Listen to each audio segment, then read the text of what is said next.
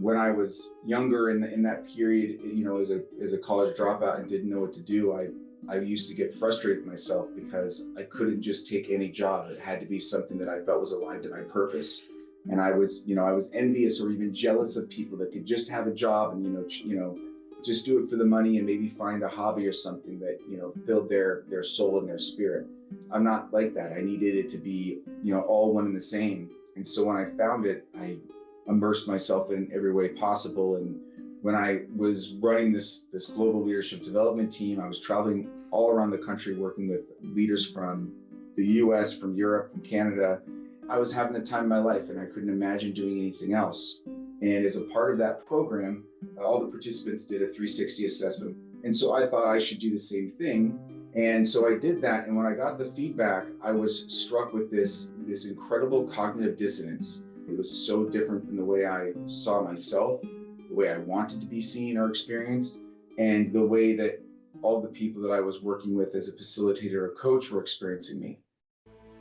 In a corporate world where all employees have great leaders with no egos that create fun cultures where people can do their best work, the employees and companies thrive while doing great things for the customers, themselves, and each other. Well, we know that rarely happens. I'm Jeff Palacio. I have been a leader for over 40 years for every t-shirt size company, from small 16 employees to extra large over 1 million. Please join me while I interview outstanding leaders that will share stories of great leadership and not so great. It will help you become a better leader while poking fun about all the crazy shit that happens in corporate America. Hi, I'm Joe Deshawn, and welcome to the Corporate Couch with Jeff Palacio. Today's episode is brought to you by Palacio and Partners, providing turnkey podcast creation, hosting, production, promotion, and related creative resources for you and your business. Today, Jeff is interviewing Massimo Backus. Massimo is an executive coach, leadership strategist, and organizational culture expert. He has developed over 3,000 leaders, from high potential managers to C-suite executives.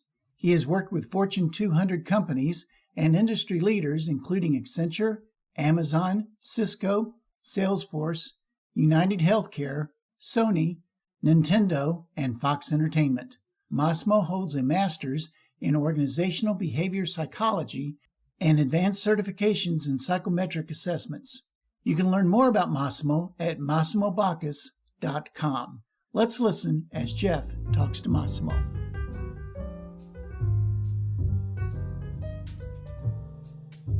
Mass, welcome to the Corporate Couch today. Jeff, it's great to be here. Yeah, Massimo, nice Italian, strong Italian name. It is. I did not like my name when I was a kid because it was different. I wanted to be called like David or something. I was like, anything that would make me John. John. Yeah. And there was a clothing company. I don't know if you remember this clothing company, Massimo. Oh yeah. Was really popular when I was a kid. Right. And so people thought that I named myself Massimo because there was a cool clothing company. And so they'd say no, what's your real name? Not your nickname. Right. And they're like, that is my real name. And then the guy that started the clothing company is a cousin of mine. And so I would tell people that, thinking oh, that'll make it sound more realistic that my name's Massimo, if it wasn't weird enough. Right. I wasn't reading the room very well. And so they thought that I would made that up too. That wasn't come on, this guy's not your cousin. Right. And I was like, well, yeah, he is. But but now as an adult, I love my name. It's great. Yeah, it's definitely different. I love it. So as a kid, where'd you grow up and what you love doing as a kid? I grew up in Seattle, Washington, and I over the last several years, for all the time and effort I put into trying to recall my childhood, and my mom will always ask me do you remember this trip? And I'm like, yeah, vaguely. I think that I had enough challenging times as a kid that kind of overshadowed recollections of the things that I really enjoyed. And that's not to say that it was a traumatic childhood. I was really fortunate to grow up in a loving household. My parents are still married, many years later. But being dyslexic, and I was diagnosed when I was 5, played this really central role in my childhood. And at the same time, I didn't know what shame was, but I was, as a child, I was ashamed. I didn't want to be dyslexic. So I never thought about it or really acknowledged that I was. But it still very much framed my experience going to school every day. I just often felt very confused around what was going on. I was never current with the homework. I, dreaded any chance that the teacher might call on me to read out loud. And I would even go to the extent of, they're going down the rows in the classroom on who's going to read the next paragraph. And I would count how many kids are in front of me and how many paragraphs down. And I would just be reading that one paragraph, hoping that I counted correctly. So that when I was called on, I had some frame of what it is I was supposed to be reading. So I didn't kind of stumble my way through it, which again meant that I wasn't paying attention to what anybody else was Right. reading or actually learning. I think it just really kind of set me behind in a lot of ways. Yeah, that's so interesting because they realize that now and they cater and try to help people who have dyslexia, right? Today, I assume I didn't have it. It's completely different now, Jeff. It's completely different. I went and spoke at a school that I'm now on the board of directors for a school that's tailored for students with language-based learning differences, dyslexia being one of them. But a few years back, I went and spoke to the 8th grade class thinking that my story, my career might be inspiring for them or give them hope or something. And I think unknowingly, I kind of assumed that these kids would probably be like me when I was in 8th grade. But they couldn't be further from that. They were confident. They were proud to be dyslexic. They recognized that it wasn't a disability, but that it actually was a difference. And it meant that they had certain natural strengths and qualities that, other people that don't have dyslexia have. And it was a really moving experience for me. I even write about it in the book because I was just shocked to realize that if treated differently at a young age, that it doesn't need to be seen as something to hide. It's it's just another kind of quality of your personality. And these kids were really inspiring to me, more so than I was for them, I'm sure. Yeah, I love that. You learn from everyone, you're right. Even the eighth Yeah. graders, probably more so. Yeah, I think even Tom Cruise had it growing up. But yeah, I think he had trouble in school because of that. Probably quite a bit older than you too. Um, Yeah, yeah, yeah, a lot of creatives, a lot of entrepreneurs. Yeah, I mean, now it's just it's just one of the things that makes people different. yeah. So obviously school was hard because of that, and probably you kind of low self-esteem. But did you have fun things? Did you play sports? What was fun for you growing up? Yeah, I mean, just like any kid, I was really focused on uh, friends and being popular was important to me, and I think I made up for my academics with humor and being charming and at a pretty early age, like developed a false confidence. Maybe deep down I didn't feel it, but you would never know it. I Right. came off like I had a lot of confidence. When I graduated from school, I went to a school where kids were going off to Stanford and Brown and Yale and Harvard and these amazing schools. And I ended up going to a small liberal arts school in Vermont. And I went there for a year and I was like, I don't want to stay in Vermont. I want to go to where I know people in a city. And so I went to the University of San Francisco.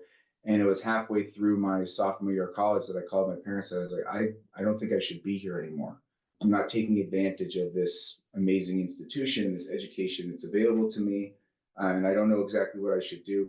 But I think I probably should come home and I shouldn't go back to school until I'm ready or maybe ever. And I was just talking to my dad about this maybe a year ago, but as a parent, he said that was like one of his proudest moments. Like just kind of like makes me even emotional to think about it. It didn't seem like something that a parent would be proud of, but the fact that he recognized that in that moment I was taking responsibility for myself and making it a difficult decision, but that there was a responsibility behind it. And the stipulation of me moving home, they said, yeah, you can live with us until you get an apartment and get on your feet, but you got to get a job. And as a college dropout, my self-esteem was pretty low. I didn't think I had that many options. But I ended up getting a job doing door-to-door sales. And I sold in residential areas and commercial areas and sold all these different things.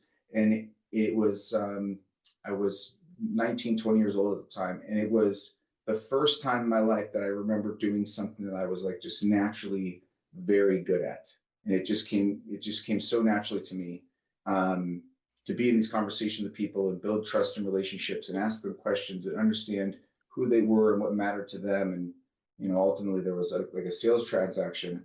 But then I got into developing sales teams, and I enjoyed that even more, to help people build their own confidence to go through a day full of what is mostly rejection, to find those little glimmers and moments where you actually have a good encounter. And that was the beginning of me moving into the career path that I've been on ever since. I didn't know it at the time, but it's kind of shocking that experience in door-to-door sales was so influential. Yeah, interesting. I have a couple questions there. So you're in Seattle, and you go really the furthest point you can go in the United States to go to Vermont. What was the appeal besides the maple syrup was delicious in Vermont? Jeff, I didn't get into very many colleges. If I'm being honest, I didn't have a whole lot of options. It was basically that or one other school here in Washington, and there was an unconscious kind of recognition that it was like a moment of just surrender. Like, I don't know, so let's swing big. Let's try something that's really different and see what comes out of it. And I mean, that when we look at brain science, we know that the male brain doesn't really fully develop until you're 25. So I was kind of in this survival mode, like, can I make it to 25 so that this brain can actually develop, and then I can, do some good in the world with it. So yeah, I don't think there was much logic behind it other than, desperation and a lack of options. Yeah, I have said that at least 10 times of the 139 episodes I've done, that the male brain, well, I usually say the brain doesn't fully develop till 25, and I usually say males are probably lagging in that, so it's probably a couple years later. Yeah, I mean, for me, I feel like it maybe 28 is when it really started to, click. Right, right. And then my other question on that, based on your story there, was, okay, you went door to door, which obviously is great. It's kind of, that's cold calling to the extreme, because you're just, house to house. But what were you selling?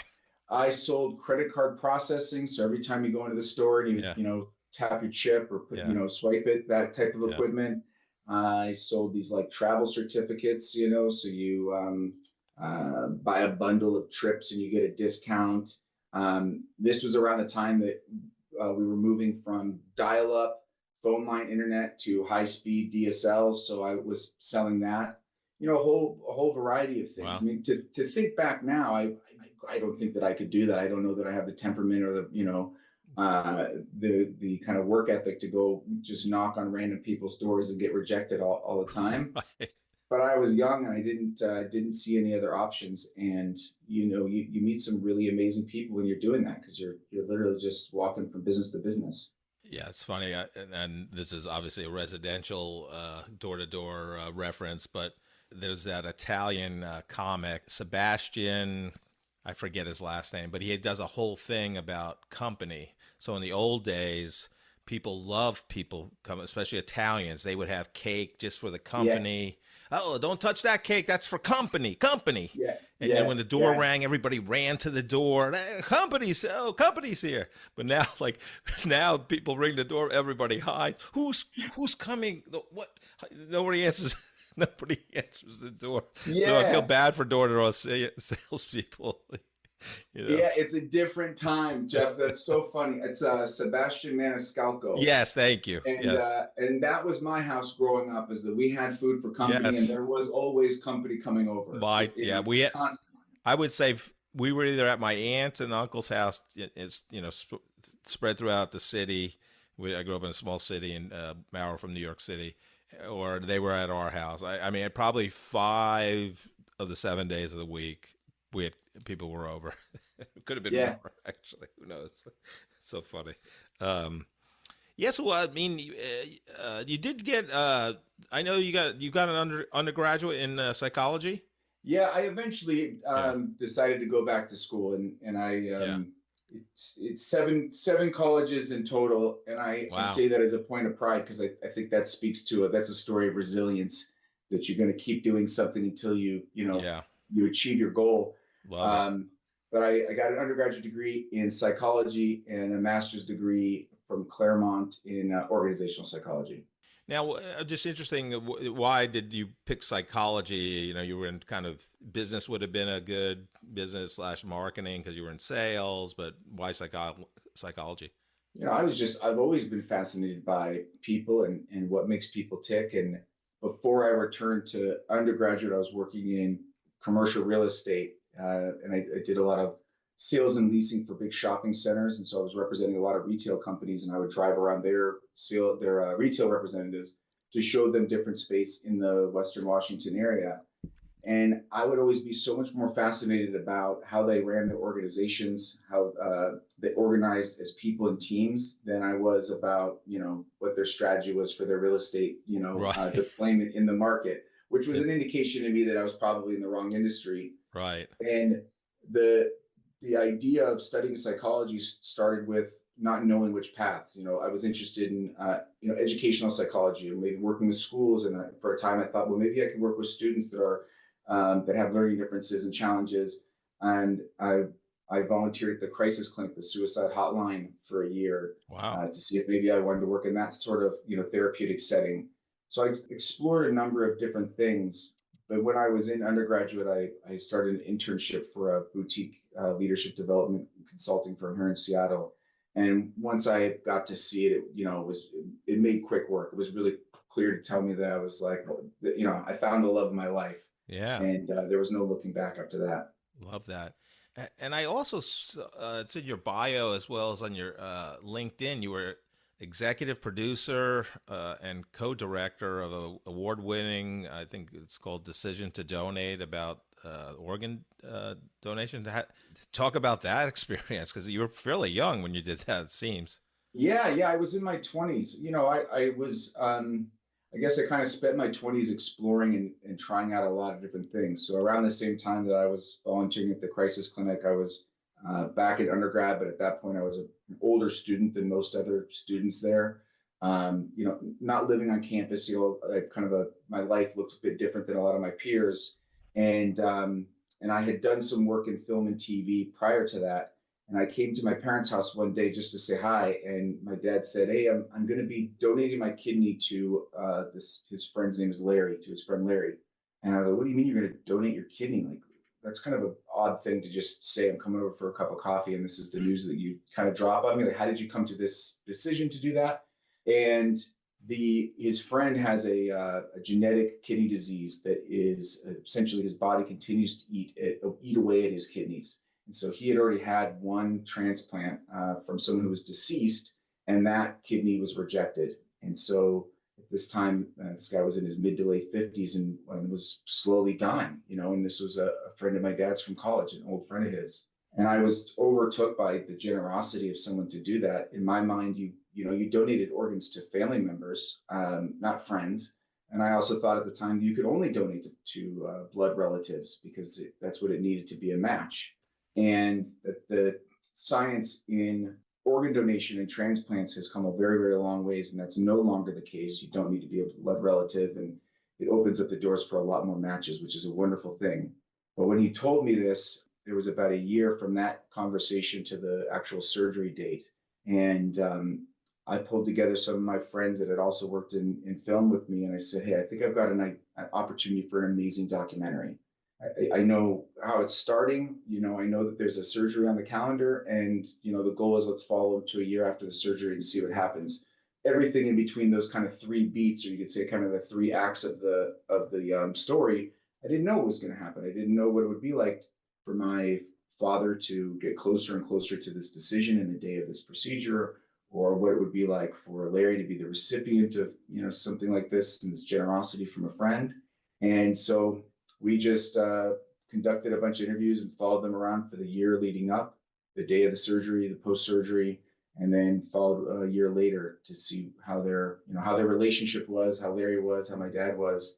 And when it was all done, I obviously was incredibly proud of my dad for doing something like that. I was really proud of the film crew and what we had put together.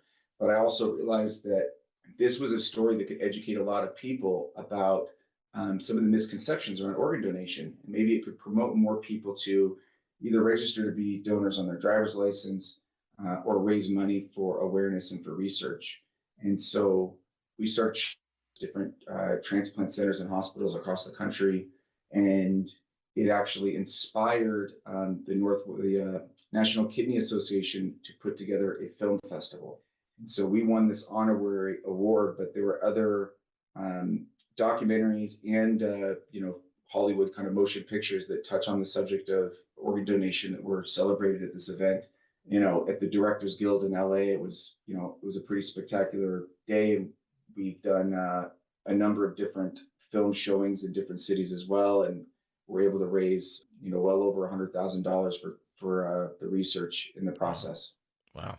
Yeah, that's fantastic. I haven't thought about it in a long time, so thanks for asking me about it. Yeah, no, it's just. And Gary V would love you. Gary just, he posts a lot. He wrote an article on LinkedIn. A lot of recent college graduations coming up here. We're recording in April of 2025, so May is a big month of graduation, and he gives advice, and that's what he says: in your 20s, explore everything. So Gary V would love your strategy of what you did career-wise. So there you go. Yeah, I think you just got to kind of follow your passion, follow your curiosity on things. And, that turned into something far bigger than I ever had imagined, for that period of time, for those few years. And it's still being used in hospitals today, which is just incredible. Wow, that's incredible. So you found the love of your life career-wise in terms of, it's going to be kind of leadership development, the organizations, how to make them better, culture. Talk about your progression. I know, before you started your own leadership development company and coaching company, you were leading a global leadership development as a head of global. But talk about that, your kind of career path there and what you learned. Yeah. Jeff, I was kind of insatiable for many, many years. I just couldn't get enough of it. And whether it was the work that I did at Accenture or working with Nintendo or Slalom Consulting, there were so many days that I was just felt so fortunate to do work that I really loved. When I was younger in that period, as a college dropout and didn't know what to do, I used to get frustrated with myself because I couldn't just take any job. It had to be something that I felt was aligned to my purpose. And I was envious or even jealous of people that could just have a job and, just do it for the money and maybe find a hobby or something that, filled their soul and their spirit. I'm not like that. I needed it to be, all one and the same. And so when I found it, I immersed myself in every way possible. And when I was running this global leadership development team, I was traveling all around the country working with leaders from the US, from Europe, from Canada, in these really transformative leadership development programs. I mean, this was 5-6 years ago. And even just today, I got a LinkedIn message from somebody who I hadn't talked to, maybe in longer than that, saying, hey, someone in my organization is talking about leadership development. They wanted to know about coaching. You're the first person that came to mind, which just speaks to the impact of this right. program and the work that I did with them. Right. I was having the time of my life and I couldn't imagine doing anything else. And as a part of that program, there were all the participants did a 360 assessment where they get feedback from, their boss and the people they report to, the people that report to them, peers. And so I thought I should do the same thing as leading my team, that I should practice what I'm preaching in these programs and get some feedback. And so I did that. And when I got the feedback, I was struck with this incredible cognitive dissonance, that I was receiving this information about how my team saw me that was so different than the way I saw myself, the way I wanted to be seen or experienced, and the way that all the people that I was working with as a facilitator or coach were experiencing me. I was getting praised by these people as this amazing coach and facilitator, and I got to witness their growth and transformation. But I made a really big mistake, and it is that I mistook their growth and their transformation for my own. Right. That I thought that I was somehow a part of what I was witnessing. And I wasn't. I was just a curator. I was just someone who created the conditions for someone else to do the hard work. And somewhere along the line, I started to misattribute that. And so when I got the feedback from my team and they described me as a manager who doesn't create psychological safety, that I was defensive, I had an employee describe me as a bully, I was just shattered. I didn't even know how to react to it. I mean, it was a real low point for me. Yeah. Because it was so different than obviously what my intention was. And I say obviously because I work with many, many people who are in similar situations to this. They get feedback and we go, how could this be possible that people see me this way? I'm not trying to do this. And that's part of the cognitive dissonance. And I took the feedback to heart the best way that I could. But when they said that you're defensive, I responded by saying, I don't think that I'm being defensive. I think that you are being defensive for telling me that I'm being defensive. Now, you get like the humor in this because Right. like, that's maybe the most defensive response I could have come up with, you know, but I was clueless. Yeah. I was clueless. And I spent the next few months thinking that if I work with other leaders and I help them change and their behavior, that I surely can do it for myself. A few months had passed and I sat down with my manager thinking that the feedback was going to be, hey, we've noticed that you've been putting in a lot of effort and we've seen the results. Great job. But my manager said, we've seen that you've been trying really hard, but there's very little in the way of results and it's not enough. And I was worried in that conversation that I was going to lose my job. And this was a job that I loved. I mean, it was very much tied to my identity, my sense of self-worth. And I felt like I was in a incredible position of privilege to be able to do that work with the thousands of leaders that I did. But thankfully, I didn't get fired. And my manager recommended that I go to something called the Hoffman Process, which was started by a gentleman named Bob Hoffman, and it's been around since the 1980s. Started in Napa, California. They have a few locations around the world right now. And it's a week-long retreat. They take your cell phone away. There's no contact with the outside world. And you kind of go into this retreat in this community with 47 other individuals. And I didn't know what to expect when I was going into it, but I had fully surrendered to the fact that I didn't know how to fix what needed fixing. Right. I didn't know how to change what needed changing. And that just because I cared more and I had the best intentions, that wasn't going to improve the situation.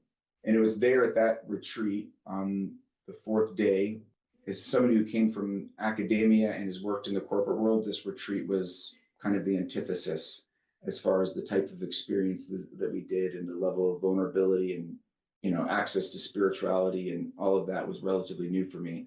But on the fourth day, we finished this long guided visualization where I had spent time in the sacred garden in my mind with my spirit guide and my, you know, younger self. And I remember I opened my eyes at the end of the guided visualization and I could hear the birds outside the building as if there was like a microphone up to the bird. And I could hear the breeze as it was kind of like hitting the side of the building. My senses are heightened. I'm like a superhero now. Why is my hearing so much more in tune right now? And then I realized that there was a quietness in my mind. It's something that had always been there.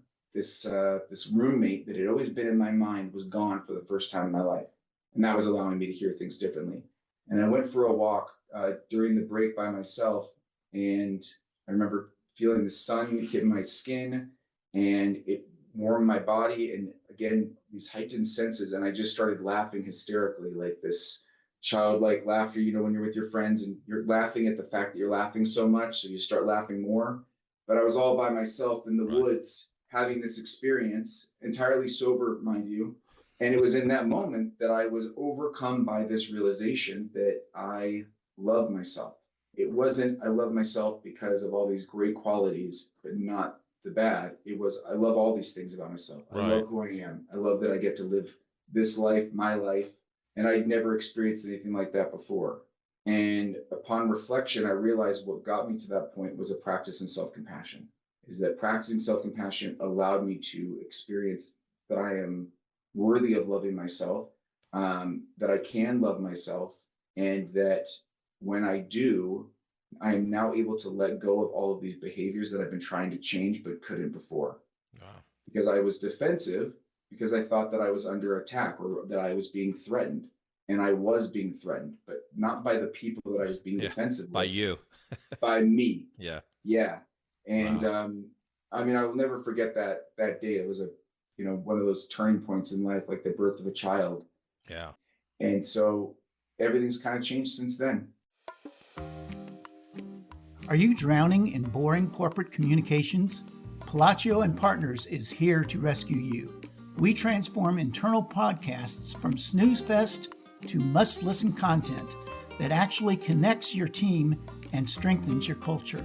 Imagine podcast episodes that make your employees laugh while staying informed. Our founder, Jeff Palacio, doesn't just create podcasts, he creates conversations that break through the noise. Whether you're a growing startup or a massive corporation, we turn your company's story into audio gold. Leadership becomes human. Remote teams feel connected. Your message cuts through the clutter. Palacio and Partners, where corporate communications gets a fun makeover. Let's make your podcast work harder than your email inbox ever could. Jeff is happy to share his insights on podcasting with you. You can contact him via LinkedIn or schedule a Zoom call via the link in the episode description. I wrote the Hoffman Process down because I read it in your book. I had not heard of it. So obviously you're doing visualization, calling in your spirit guide. I mean, it's, kind of the Eastern philosophy, prior to going to this retreat, did you meditate? Did you do any of these type practices, or this was totally brand new for you? I meditated some, I did some journaling. I had gone through therapy before, but nothing to this, this extent. And the theory behind the Hoffman process is that we all have, they call them patterns, but defensiveness was a pattern for me. Right. And patterns can be really any of these kind of like reactions, responses that we have in relationship that we don't want, coping mechanisms that we develop that we don't want, that are really counterintuitive and they're not helpful for us.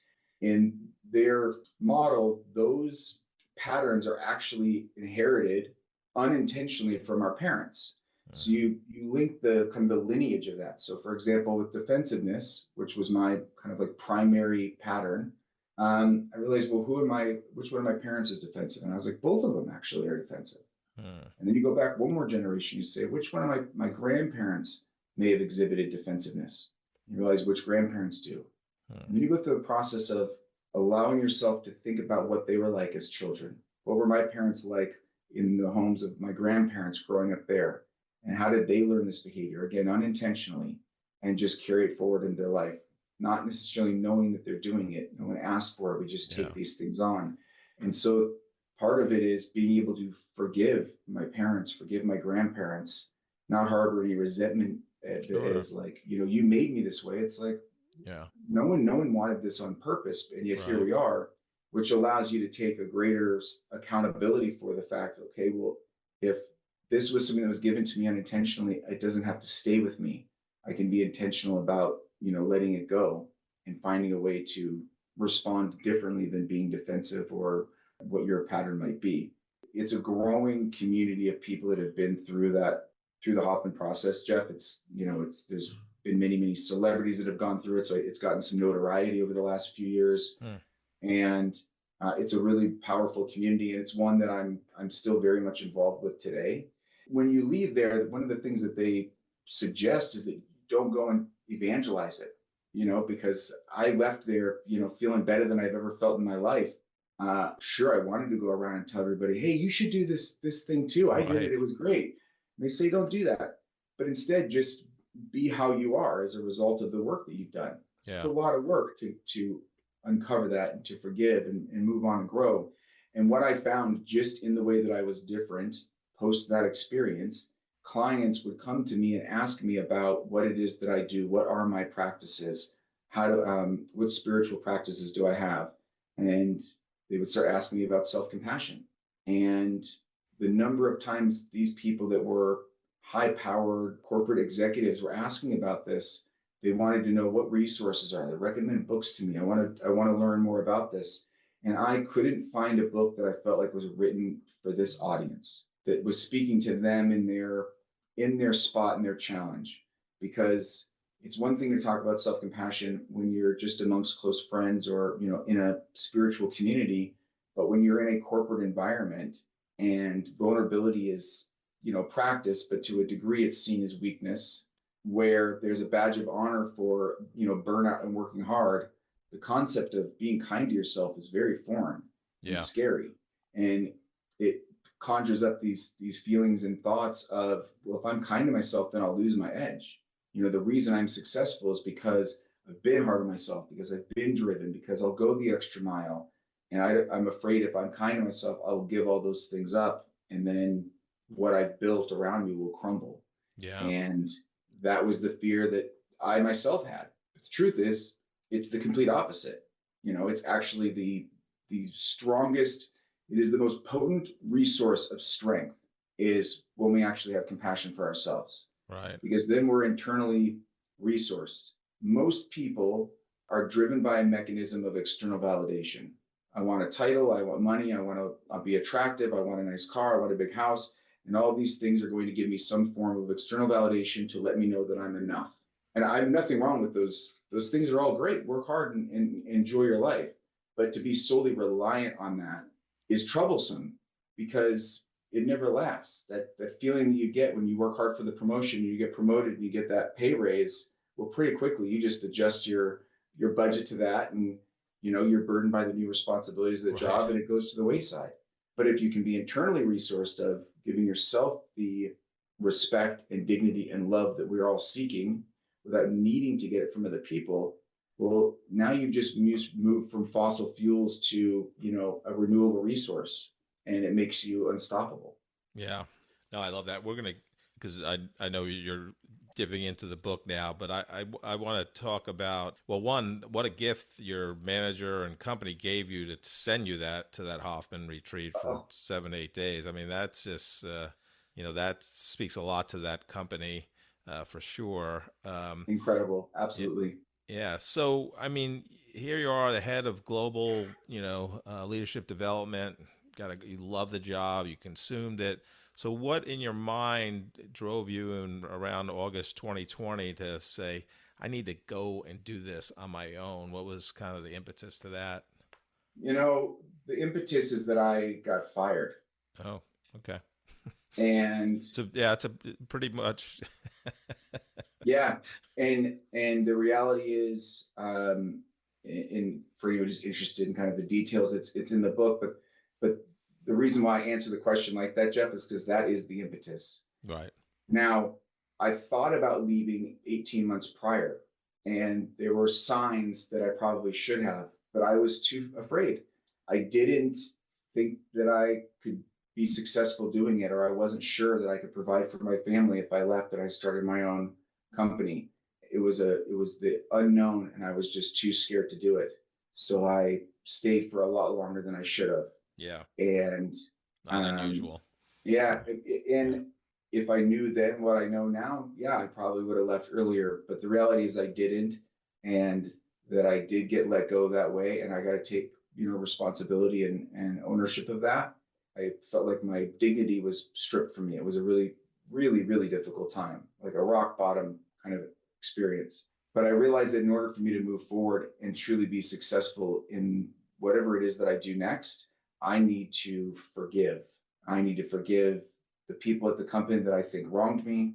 I need to forgive the company for letting me go the way they did.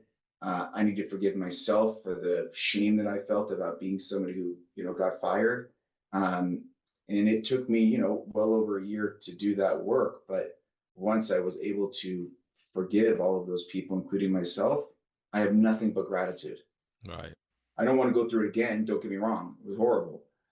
But I'm incredibly grateful for it, because what I am doing today, writing a book, the business, the impact that I'm having, the clients that I work with, the joy that I'm experiencing, I don't think it'd be possible if I hadn't gone through that. Right. Yeah. I mean, I had a position one time, and I was miserable. I was miserable. I worked for somebody. It was not a good situation. But I loved my team. We were doing great things, making money for the company. And, I was looking on the side, but not like, and then I got called in, HR was there. They eliminated my job. So technically I got fired, but they couldn't fire me because what I was doing for the company. But so they decided to reorg. And then I still have the letter that you can't make this corporate shit up. So the letter goes out by the COO, and it starts a no lie to 500 people who's in sales and marketing and IT. It's just said, To get closer to the customer, we've decided to eliminate two positions. Mine and the head of a business unit. I was just like, oh my God. But I should have left. It affected my health and yeah. So I think God or the universe, whatever you believe in, puts you where you need to be. So you getting fired was a gift to you to move on Yeah. and impact more people's lives, right? Well, and what's interesting about that, Jeff, is that it's something that happens to a lot more of us than we realize because we don't talk about it. Yeah. And I'm not suggesting people go around and, introducing themselves by saying, "Hey, I got fired, I got laid off." But Right. there's shame that comes along with it for anybody that it happens to. And so we don't talk about it. And then we just feel more isolated in this experience. And from the moment we're in, grade school, high school, college, jobs, we're basically given a ladder that we get to climb in every place. The ladder in grades is just given to us when you get into a corporate space. It's spaced out a little bit, but you still have a path. And when that all gets taken away and you're sitting home without a paycheck, without a title, without a brand of a company that you get to associate with, without a team, it feels like a pretty dark space. Yeah. And we have to learn, how do you navigate that in a way so that you can find the next place to go that is a better spot? How do you actually learn from that? And so one of the things I'm working on right now is a program to help people navigate this transition. And it's not about finding the next job. It's about finding, like, coming back to home to who you are without all of those things, to have that moment of, I know that I'm enough just as I am, and I know what I want, and I know what I'm worth, and I know what I have to offer. Yeah. Then go and look for that. Yeah. Because then you're coming at it from a position of strength again, because you're internally resourced, as opposed to the people that get laid off and then they do the LinkedIn post and say, "Hey, anybody who's hiring, let me know." Right. Yeah, there's a Whataburger down the street. Yeah. Yeah. Yeah, I know.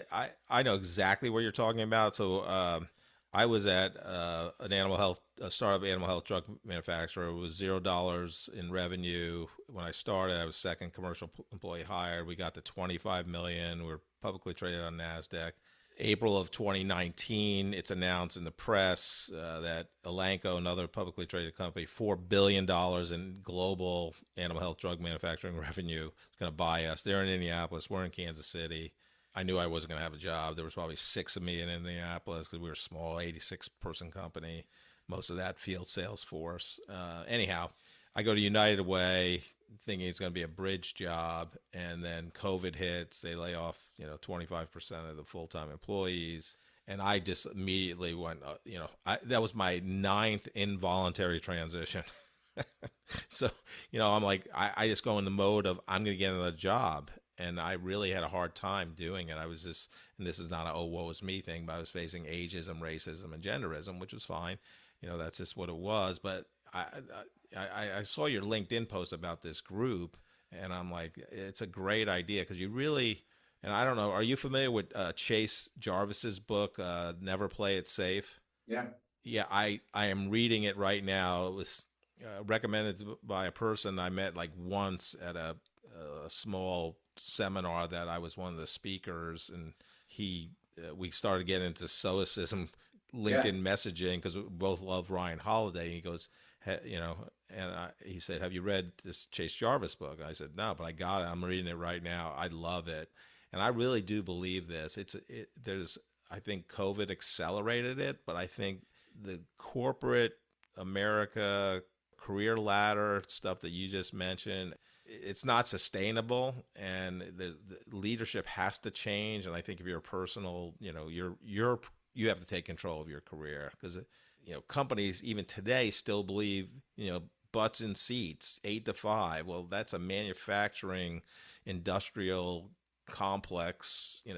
That's what school is, right? Make people compliant so they can follow orders, not think for themselves. So it's just, but yeah, Chase's book, I mean, the whole thing on attention and meditation, and I've been meditating, for the last 8 and 9 years, and it's helped me immensely. And as he Yeah. says, it's not perfect, but and I even posted something about being present on LinkedIn this week because it's just a gift, right? And that's why they call it a present, right? So Yes, it is.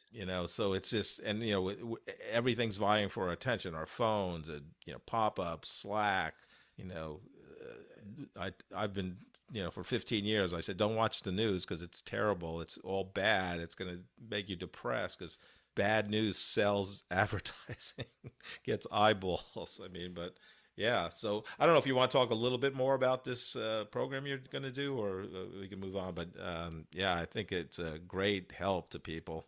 People are interested. I would love for them to reach out. I mean, it was inspired by just seeing a growing number of people that are getting laid off, layoffs from companies that I've worked at before, where I knew a lot of those people, brought it even a little closer to home.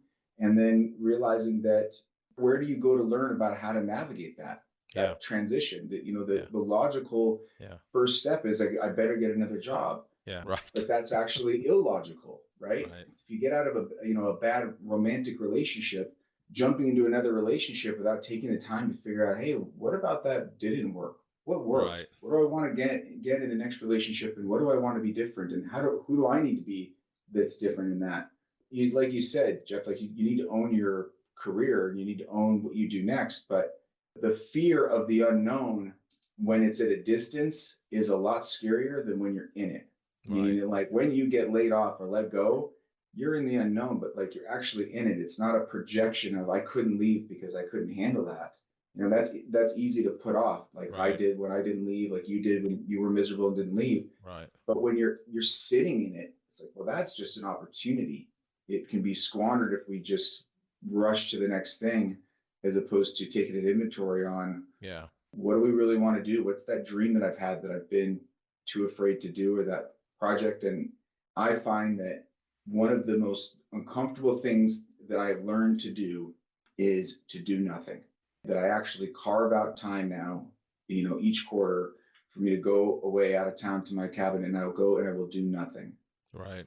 The first time I went there and the second time I went there to do this, I went with the intention that I was there to do something. I had a to-do list, but I was so kind of mentally blocked that I couldn't. And then I just surrendered and I said, well, I'm going to do nothing. I'm going to meditate. I'm going to journal. Yeah.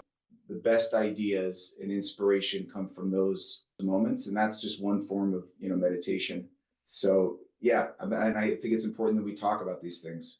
Like you said, you've been let go, was it 6 times? Involuntary transitions, 9 times. Yeah. 9.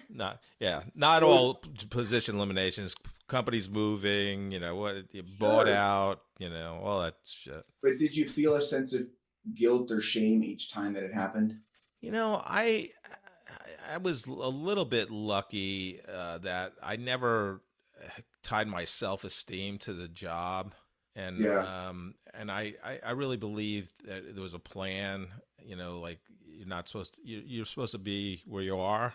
So if you get moved on, you're supposed to be someplace else. So, you go through the grieving process, and it depends how long. Like one time I got let go of Sprint PCS, me and 2,000 other people in their first layoff. And, I was employee 55 there. I did a lot of great things and just, whatever, it didn't work out. But I literally walked out of Sprint PCS and walked into another job immediately because, they gave me about 2 months. Well, it was weird. I knew I was getting let go, but I couldn't tell anybody except my wife for like 2 months. Because and then I'm in a room with my peers and we're going through the whole marketing organization, like who stays, who goes, and all my peers know I'm going. And, we're going through each person on the org chart. Who's, and you had to fight for your people. And it was an interesting exercise in organizational development. Yeah, those are kind of the less human parts of the human resources, less humane. Yeah. A friend of mine who's written a book, his tagline, not of the book, but just in general, is put human back into human resources, which is crazy. You even have to say that today. But you were talking about busy and going to your cabin. I'm a big Seth Godin fan, and I have his calendar he does with Deb Millman. So the other day it was no points for being busy. So there you go. Because we feel, Ryan Holiday says we're human beings. We have to just be, not human doings, right? So yeah, I'll ask clients, about how they're feeling. I think it's important that we're tapped into like what our emotions are, because every one of our emotions and feeling is actually a data point. Positive feelings are indication of needs being met. Yeah. Feelings that are uncomfortable, we don't like, are typically an indication of unmet needs. Yeah. But it's pretty often that I'll hear that the answer to how are you feeling is I'm busy. I'm like, busy's not a feeling. How are you? Yeah. Right. That's funny. How are you doing? I'm busy. I love that. So you write this book, Human First, Leaders Second, How Self-Compassion Outperforms Self-Criticism. So when did you get the idea of the book? And I know you talked a lot about self-compassion based on the retreat, but that I'd love to probe into that also, because obviously one of the key things to be a really great leader is, the Socrates, know thyself, the self-awareness. But what I love about your book is it gives that self-compassion aspect of it, which really, at least to me, is new. So just explain that. I think the know thyself is really important. But I think self-compassion takes it a step further, which is trust thyself. You can stomach it, the idea of love thyself. When you think about what it takes to really trust yourself or trust another human being, it's an acknowledgement that they have your back. They have your best interest at heart. Right. That when they deliver bad news, it's not to make you feel bad, but it's to actually help, develop you and build you up. And self-compassion is all about being able to treat ourselves with the same kindness that we do for other people. Right. And if you're anything like me, Jeff, or anybody, listening, if you talk to other people the way that you talk to yourself, you'd probably be pretty lonely. You wouldn't have a whole lot of friends or people that would want to hang out with you, because we can be so just insensibly brutal on ourselves. Right. And oftentimes have been doing that for so long, we don't even know that we're doing it. And in some cases, use it as a point of pride to say like, oh yeah, I'm really hard on myself, like, but that means that I care more, that shows, you're the Michael Jordan of leadership, right? Yeah. And the research around self-compassion that's come out over the last 20 years, and it's just this booming area of psychology that's being studied, but it is probably the most powerful psychological construct that is out there. Because when people practice self-compassion, it increases resilience, creativity, innovation, our ability to bounce back from setbacks, our ability to take accountability for our misgivings. There was a study done with married couples that were going through divorce. In the control group versus the intervention group, the intervention group, by and large, took greater responsibility for their negative contributions that led to the relationship than the control group. Okay. Meaning neither of us like what's happening here. Obviously, this marriage started out with the best intentions, but it's failing. But with self-compassion, I'm able to take ownership for how I contributed to this instead of blaming the other person, which feels a lot more, typical. Right. It gives us a foundation to be resourced about our own self-worth.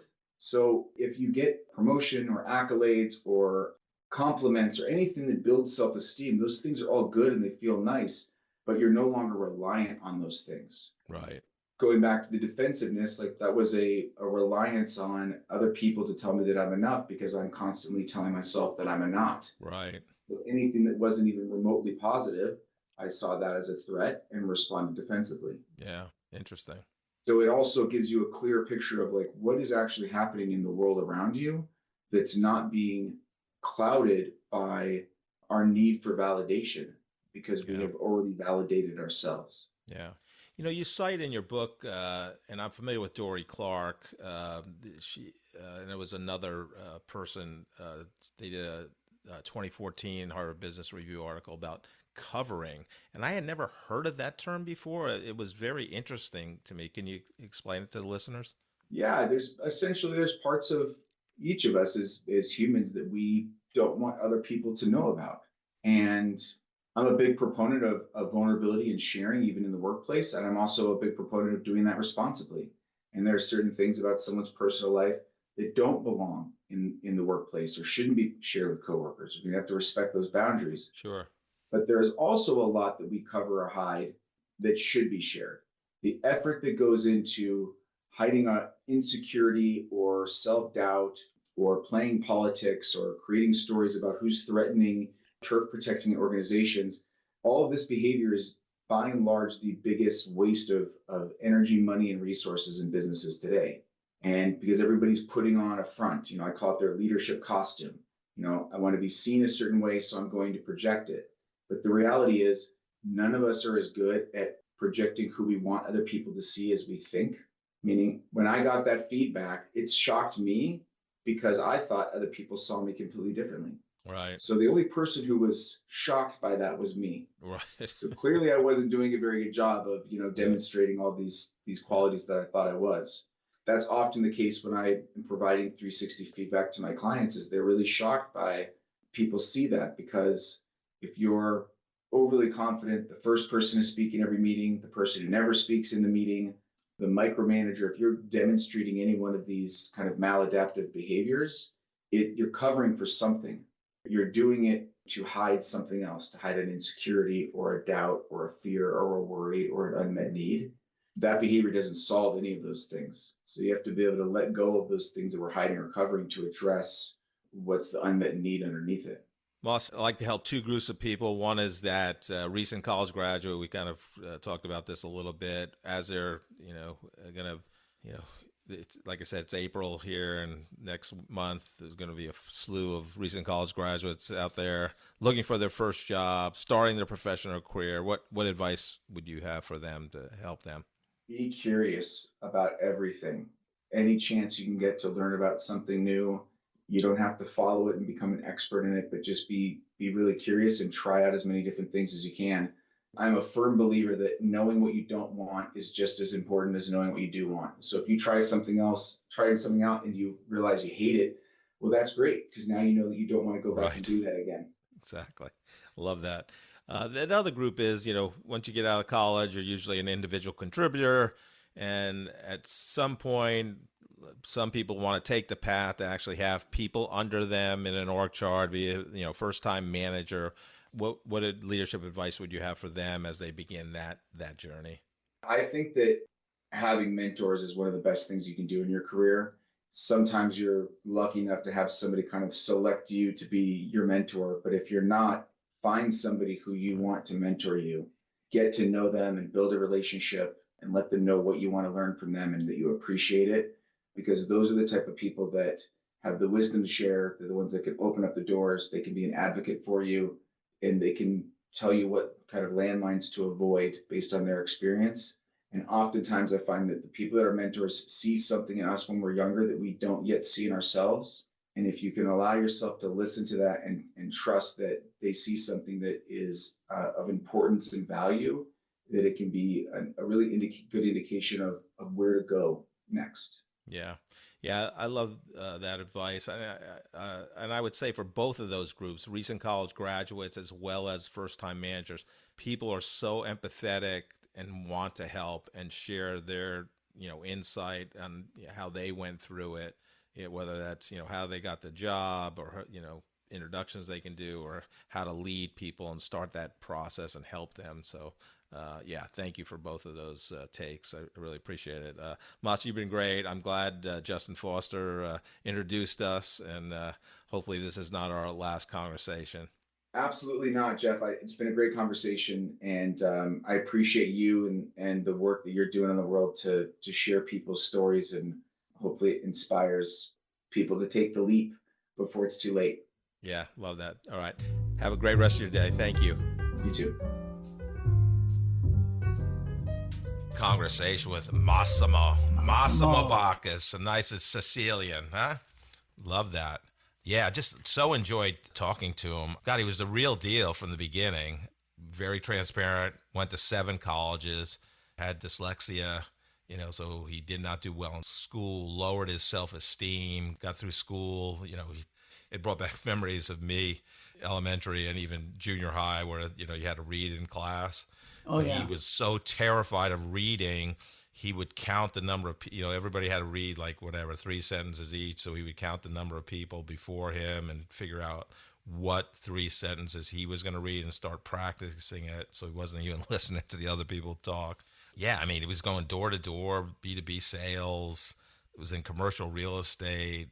Directs. It was the executive producer and co-director of an award-winning documentary about organ donation. I mean, like all in his early 20s. Gary Vee would love this guy because Gary's like, in your 20s, you should explore careers and things to do. And boy, did Massimo take that to the nth degree before Gary even said that. But yeah, I mean, and then he's a global leadership development head for this company. Thinks he's doing great. He facilitates sessions. Oh, you're fantastic. Then they do a 360-degree feedback where you get feedback from your people that you report up to, your peers, and the people report to you. We did that many times at Sprint and other companies. And he was shocked. You're a bully. You're a bully. You're defensive. There's no psychological safety. Like the worst thing, especially for a leadership development global head. And then, 6 months later, he did all these things. He gets another review with his manager, and they say, "You haven't really changed." Then they give him a gift. It goes this exclusive Hoffman Institute to go through this Hoffman process, which like many celebrities have gone through lately. So it's become more vogue. But, he was doing it whatever year that was. And it was this retreat like no other. You did a meditation and, he had just a breakthrough there, and which really led to his consulting and his book, Humans First, Leaders Second, which is about be kind to yourself, love yourself, have compassion for yourself. Really, in the old days, people would say, "Oh, you're a wimp." If you're like compassion, geez, you got to lead with vigor and force and whatever it is. You don't want to show signs of weakness. And he's saying, based on studies, when people practice self-compassion, they're more creative, they're more resilient, they're more accountable, they're more innovative. It's the most powerful resource of strength, for a leader. So it's just a fantastic guy. I thought I could talk to him forever. I would like to know his workout routine too, but we didn't get into that. Looked pretty good, did he? Yeah. Joe, what'd you think? Man, this guy was probably the most sincere and most open person that we've ever interviewed on the couch. It's like he would say, he would rip his chest open and pull his heart out and hand it to you and say, "Here, I'm gonna tell you everything all about me," and which is refreshing. It's like there's nothing hidden or invisible about him at all. The whole Hoffman process is amazing. For the listeners, if you haven't checked out their website, just check out the website and see what it looks like. It may or may not be for you, but it's a fascinating method and hardcore method. You can't go there with a spouse. You can't take a friend. Yeah, no digital, no cell phone, no Kindle, iPad, nothing. Amazing thing. And so you have no choice but to look inside of yourself, right, for it. So that's kind of interesting. And the whole 360 thing and his self-discovery in that was an amazing story too. His autism was something that was interesting because I've always been interested in that. Autism is a spectrum. It's a continuum. There is a little bit of autism in virtually everybody. And so you're somewhere on a scale. I'm very much aware of the little bit of autism that's in me that I have a difficult time sometimes processing communications that's coming into me. I always used to joke back in the day when we used to actually look up phone numbers and dial them. I used to say I can't remember a phone number long enough to dial it. That I'd have to look down at the paper, get 2 numbers, go over to the phone, push those 2 numbers in, go to the paper and get 2 more phone numbers. And I've always had difficulty in reading. That I find out that it's easiest if I have a Kindle or a Word document or something read to me while I'm following along, that I kind of need that little push to get along. So I can totally understand his whole concept of looking ahead to see which paragraph is he going to have to read. and practicing it to himself. And that then becomes a little self-defeating because then you're not learning all the other stuff in the paragraphs before you. You're barely learning this stuff. So it's a spiral kind of thing. But I totally get that. But he was so open and so sincere. It was extremely refreshing. And he's not the first person to say this. I mean, it goes back, I don't know when I first heard it, but I'm so guilty of it. You would never talk to other people like you talk to yourself. Right. I'll press a wrong key, while I'm typing a Word document or whatever, and I'm giving myself a hard time. I'm like, why? What am I doing? Idiot. Like, it's stupid, right? What are you doing? Didn't you learn how to spell that word or something? Right. Joe, any advice for our great listeners? I got a riddle for you this time. All right. Riddle me this. Riddle you this, and you would understand this based on your past. Where does an NFL player go when he needs a new uniform? I can't wait to hear this answer. New Jersey. Thank you so much for listening to this episode of The Corporate Couch. If you enjoy the podcast, I would love for you to take 2 minutes out of your day to rate us 5 stars and write a review. Please join me next week to learn from another great leader sharing their professional journey and insights.